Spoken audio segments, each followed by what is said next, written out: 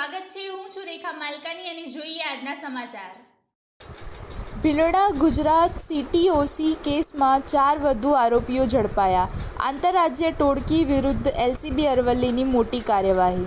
અરવલ્લી જિલ્લાના Bhiloda police station ખાતે નોંધાયેલ ગુજરાત સીટીઓસી કેસ હેઠળ આંતર જિલ્લા અને આંતરરાજ્ય સ્તરે સક્રિય સંગઠિત ગુના આચરતી ટોળકીના 4 નાસ્તા ફરતા આરોપીઓ, જેમાં ઉદયપુર જિલ્લાના ગુડા ગામના સુરેશ કલાલનો સમાવેશ થાય છે, તેમને એલસીબી અરવલ્લી અલગ અલગ સ્થળેથી ઝડપી પાડ્યા। આ કાર્યવાહી નાયબ પોલીસ મહાનિરીક્ષક વિરેન્દ્રસિંહ યાદવ, પોલીસ અધિક્ષક મનોહરસિંહ જાડેજા તથા એલસીબી પોલીસ ઇન્સ્પેક્ટર એચપી ગરાસિયાના માર્ગદર્શન હેઠળ હાથ ધરવામાં આવી હતી।